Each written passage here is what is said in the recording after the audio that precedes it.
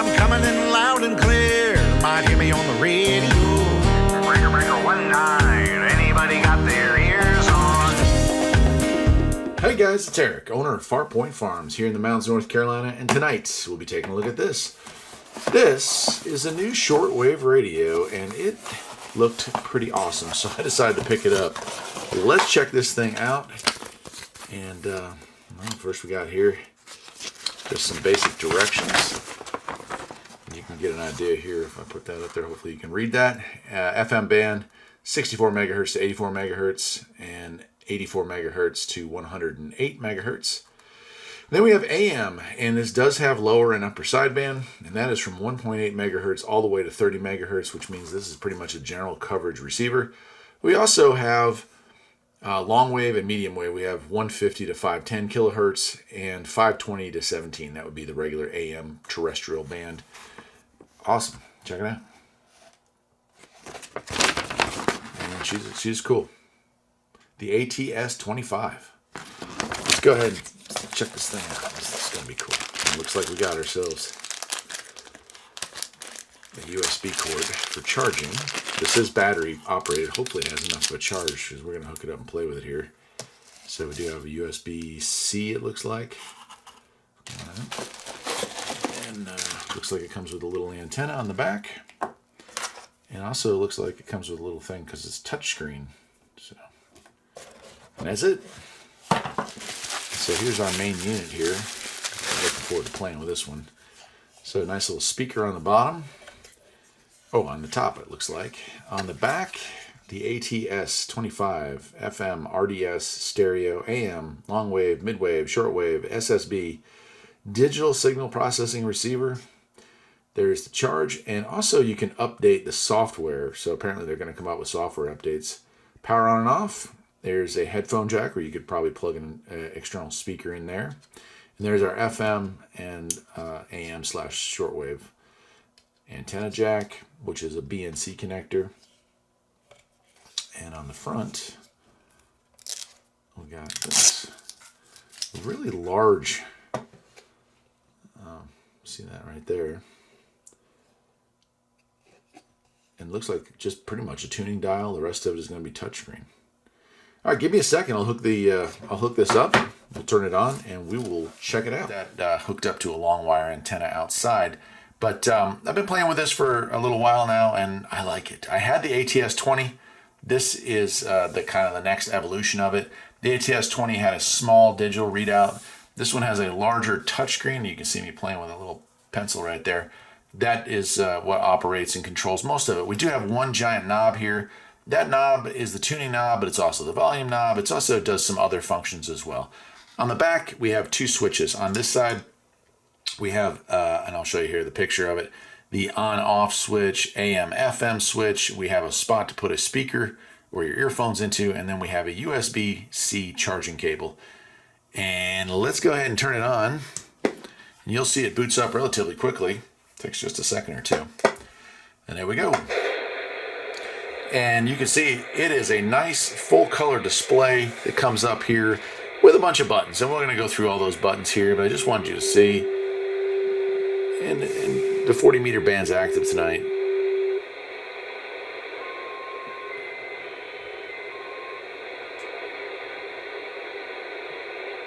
Now, I'll go through and play some clips of some of the scans that I took here, but starting on the top left, we have the band select, this ham it says right here, click on that.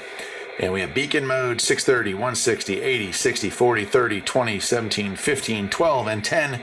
So places that we can jump to, right? And we go right into the 40 meter band.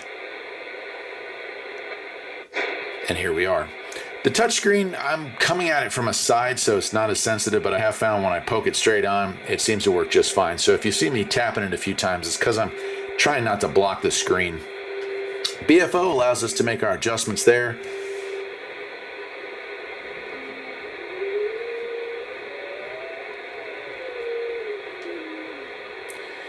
And for those of you who are used to my CB radio videos, just to help you out with BFO, think of that as your clarifier, right? So when we're in upper sideband or lower sideband, BFO allows us to clarify the signal to either direction.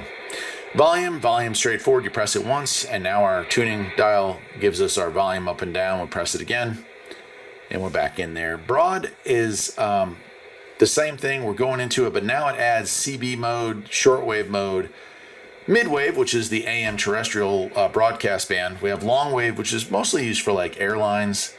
And then we have our regular FM. FM, if you press on FM, you do have to switch the switch in the back of this, just like the ATS-20. But other than that, it's pretty much functions the same. We'll go to 41 meter here, and you can see we've changed frequency, but we can still move up and down. Okay, frequency would be direct entry, 58. And that brings us into, the shortwave band.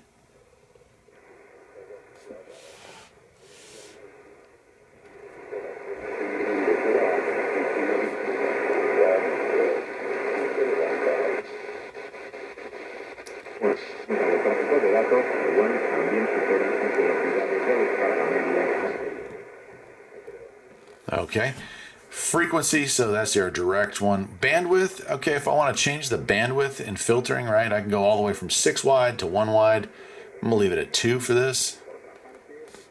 But certainly there are stations that do better with wider or narrower widths of listening. So you can change that, and you can see those numbers there. Along the top there, BFO on and off, ACG on and off, mode, bandwidth, band, and how many steps. So step being how small, right? I'm doing 5 kilohertz steps.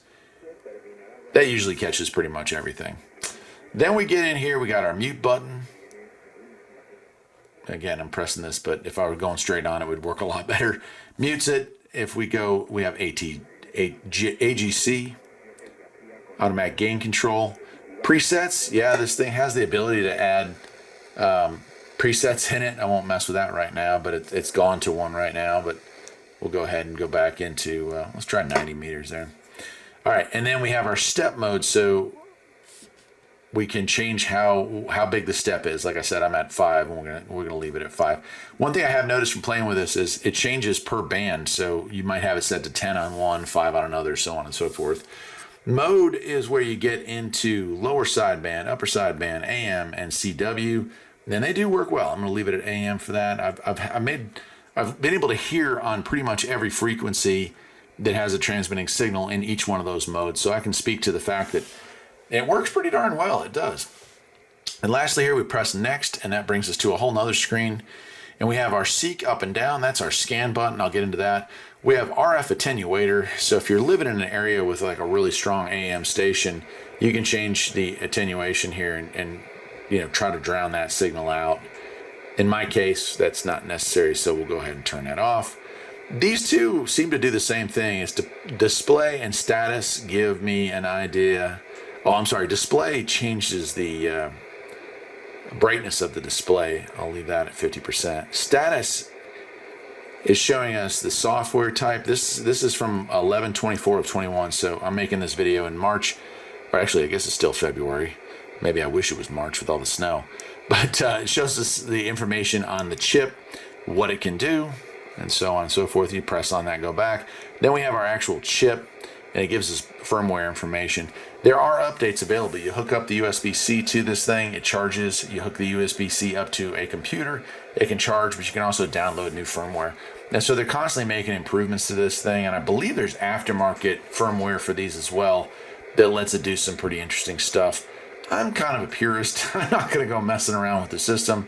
It works really well out of the box, so I don't really see any reason to do that. Then if you hit previous, you're back to the previous menu. But seek, let's do a scan here. And I guess for the rest of this video, I'll just let it roll, and I'll show you some of the places that we found signals tonight. Compared to, the radio I use most of the time when I'm listening to shortwave right now is my Radio Shack DX394, and I have a DX302. Both those are radios that are kind of vintage, and so sometimes they're temperamental. I'm lucky both of mine work well, but they're good full-size shortwave radios, and you can get a full-size shortwave radio. In fact, I just got it's an Eton Elite 750. Those are a pricey shortwave radio that is currently made that does pretty much what this does, in a much bigger package. I will say in some ways, this is a superior product. It has a full color screen. The Eton doesn't have that. And it has some other features that just kind of are nice. They're pretty neat. And this is a fraction of the cost and takes up a fraction of the space on a desk. If you're looking to get this perhaps to listen to overseas transmissions, if you're worried about, maybe our information here being controlled or maybe not giving you the availability to hear everything that's out there, well, then this would be a way to bypass some of that stuff online or over the air and be able to listen worldwide, because shortwave is still alive. In fact, there's a lot of shortwave pirates. There's a lot of smaller stations that come and go through the night and through the day. And I've really found that playing with shortwave, a lot of people kind of push shortwave aside as being a dead hobby, but in many ways it's kind of having a resurgence here due to the conditions that we're in the world right now. So I would recommend something like this. I would recommend this as a prep, or this is something to play with either for hobby or for insurance. This is kind of a cool thing to play with and a cool tool to have on hand if you need it. That's it. I'm going to go ahead and go into scanning, and we'll just fade off with that. So if you want to hear a couple of the stations I picked up, continue on. If not, well, I'll see you next time. Take care.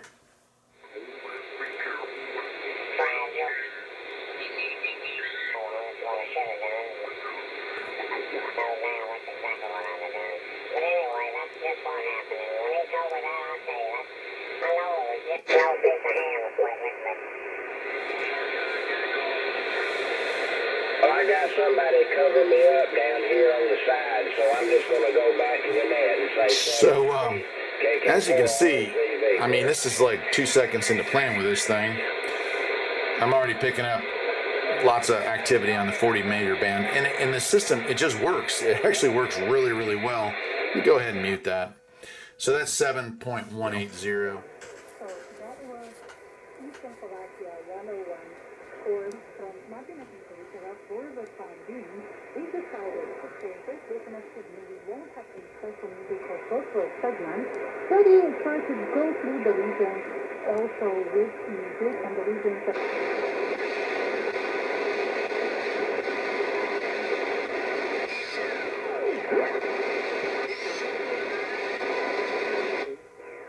Do not let the work of God come to nothing. So 5950 coming in really nice and clear tonight. All things are certainly clean, but it is evil for that man who by taking food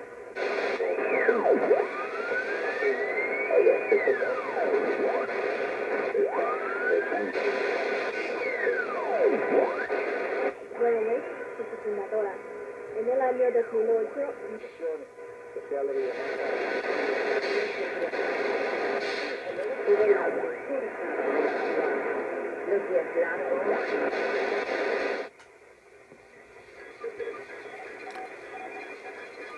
So we can change the mode, change the CW, and there you go.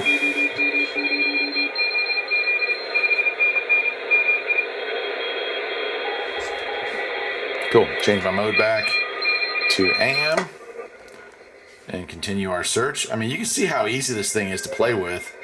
Certainly for scanning, it's an upgrade from the ATS-20. But just loving playing with this thing, and the fact that it's wireless, you can take this thing on the go. It's got its own little antenna. Now, granted, I've got this hooked up to a long wire antenna, so I'm getting some better reception perhaps than you might get, but you're getting the idea.